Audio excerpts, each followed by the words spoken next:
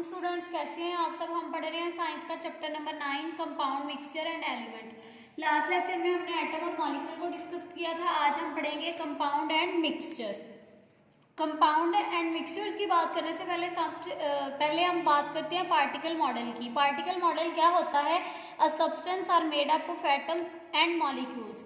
ये एटम्स और मॉलिक्यूल्स से जो सब्सटेंस बना हुआ होता है, हमें पता है कि एटम्स जो है वो बहुत छोटे होते हैं, हम उनको नेकेड आई से नहीं देख सकते। They are too small and can not be seen with naked eye, so they are represented by small circles and balls. हम उनको छोटे दायरे लगा के या बॉल से हम उनको रिप्रेजेंट करते हैं, तो उसको हम कहते हैं कि ये हमारा ये जो है एटम और मॉलिक्यूल्स के लिए पार्टिकल मॉडल है। जैसे ये हमें ब्लू मार्कर से ये जो सर्कल्स नजर आ रहे हैं, ये है सल्फर के एलिमेंट के मॉलिक्यूल और ये है आयरन का एलिमेंट, उसके लिए ये हमने बॉल्स बनाई हैं। स्टूडेंट्स, जितने भी एलिमेंट्स हैं वो सारे एक ही किस्म के एटम से मिलके बने हुए होते हैं। जैसे आयरन है जो है ये एक एलिमेंट है because it contains only iron atoms. ये जो है, ये जो हमें ब्लू मार्कर से ये सर्कल जो है वो नजर आ रहे हैं, ये सल्फर के एलिमेंट्स के हैं और ये जो है ये आयरन के एलिमेंट्स के हैं। सल्फर जो है एक एलिमेंट्स है क्योंकि ये भी सिर्फ सल्फर एटम्स पर ही मुश्तमिल है।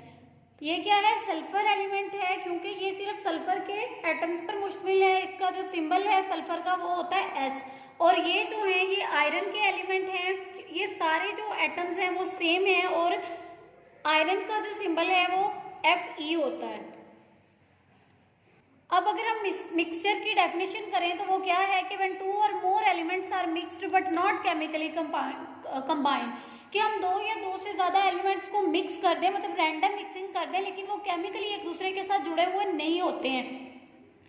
और मिक्सचर को हम ये देखें, आपको नजर आ रहा है कि हमने सल्फर और आयरन के जो एटम्स हैं उनको हमने मिक्स किया और अब इनको सेपरेट अगर हम करना चाहें तो बहुत इजीली हम इनको सेपरेट कर सकते हैं बिकॉज ये जो है वो केमिकली कंबाइंड नहीं है। अगर ये केमिकली कंबाइंड होते तो हमें इनको मतलब सेपरेट करने के लिए रिएक्शन करवाना था, हमें एनर्जी चाहिए थी, हीट करना जो है वो रिक्वायर होता है या कुछ भी ऐसा। लेकिन मिक्सचर में ये क्या है कि ये सिंपल मिक्सिंग है तो हम इसको आसानी से सेपरेट कर सकते हैं।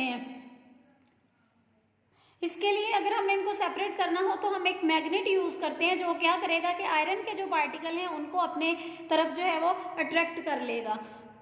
अब अगर हम कंपाउंड की डेफिनेशन देखें तो वो ये है कि when atoms of different elements, के दो डिफरेंट एलिमेंट्स हैं उनके एटम्स केमिकली जब कंबाइन हो तो वो एक कंपाउंड बनाते हैं। जैसे आयरन और सल्फर जो है अगर हम इसको हीट करें तो क्या है कि उसके एटम्स जो है एक दूसरे के साथ जुड़ जाएंगे और वो जुड़ के बनाएंगे आयरन सल्फाइड।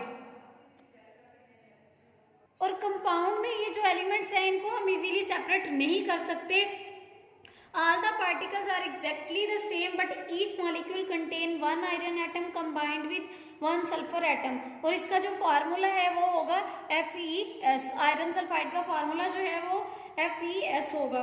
अगर हम इसकी डायग्राम देखें तो किस तरह ये जो आयरन के एटम्स हैं वो किस तरह सल्फर के साथ जुड़े हुए हैं, देखिए आप लोग गौर करें कि ये जो ग्रीन वाले हैं ये हैं सल्फर के एटम्स और ये जो ऑरेंज वाले हमें नजर आ रहे हैं ये हैं आयरन के एटम। और इन दोनों ने क्या बनाया है? कंपाउंड बनाया है आयरन सल्फाइड। और अब ये दोनों जो हैं एक दूसरे के साथ जुड़ गए हैं, इन्होंने कंपाउंड बनाया और इनको सेपरेट करना इजी नहीं है। लेकिन अगर मिक्सचर की बात करें तो मिक्सचर में ये जो थे वो रैंडम, हमने लास्ट में वो पिक्चर देखी है कि वो रैंडमली जो है वो मिक्सअप हुए हैं तो उनको हम इजीली सेपरेट कर सकते हैं। लेकिन ये जो कंपाउंड है इसको हम इजीली सेपरेट नहीं कर सकते। अब ये जो मिक्सचर है ये फिजिकल चेंज की एग्जांपल्स होती हैं। इसमें क्या होता है कि कोई भी फिजिकल चेंज आता है और कोई भी नया सब्सटेंस जो है वो नहीं बनता। लेकिन जो कंपाउंड है उसमें केमिकल चेंज आता है और वो एग्जाम्पल है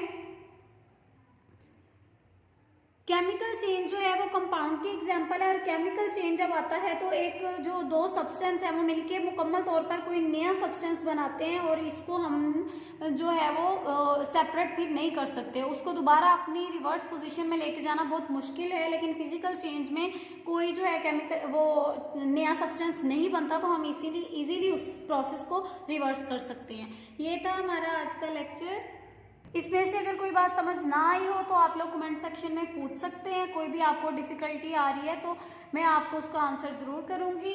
और नेक्स्ट लेक्चर में हम पढ़ेंगे कंपाउंड्स एंड देयर यूजेस। अपना ख्याल रखिएगा। अल्लाह हाफिज़।